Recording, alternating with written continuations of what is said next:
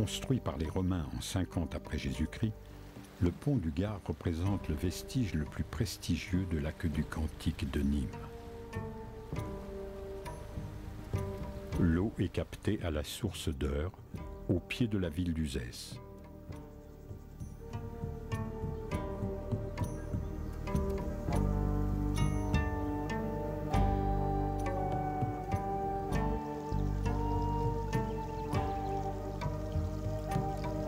À son apogée urbanistique, les besoins en eau courante de la cité nîmoise sont phénoménaux.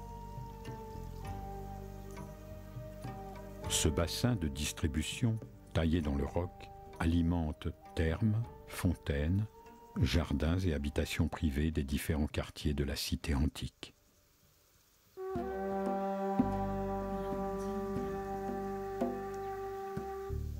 Sur les 50 km de trajet, les scientifiques ont retrouvé la trace de nombreux ouvrages d'art, construits avec les mêmes techniques que le pont du Gard.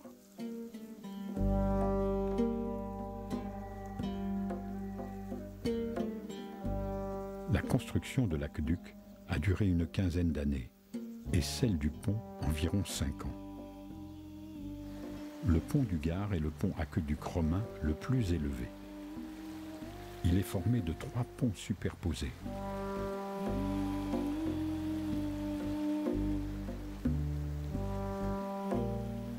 Son arche centrale enjambe le Gardon.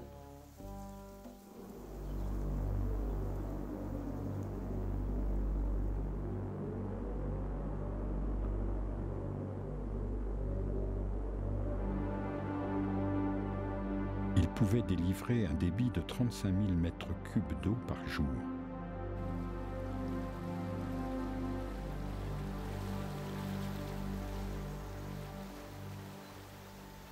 Réalisé en pierre locale, à partir de la carrière de l'Estelle, le pont témoigne de la prodigieuse maîtrise des ingénieurs romains et semble être l'œuvre des habitants du pays.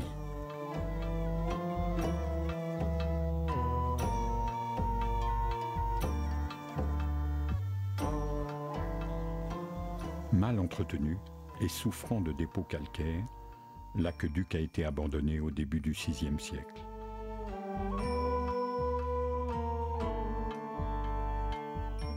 Bien plus tard, les compagnons du Tour de France adopteront l'usage de rendre hommage à l'architecture du pont en y gravant leur marque.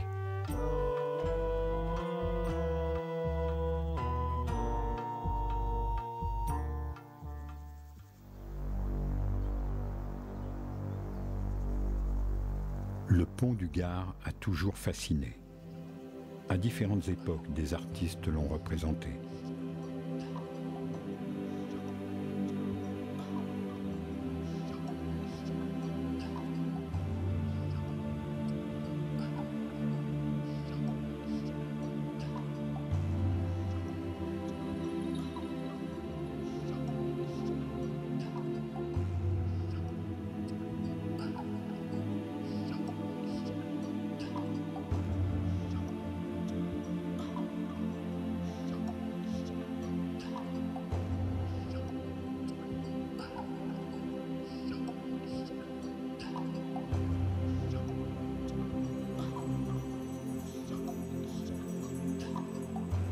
De récents aménagements invitent à la découverte de l'histoire et de l'environnement de ce monument, implanté dans un site naturel remarquable.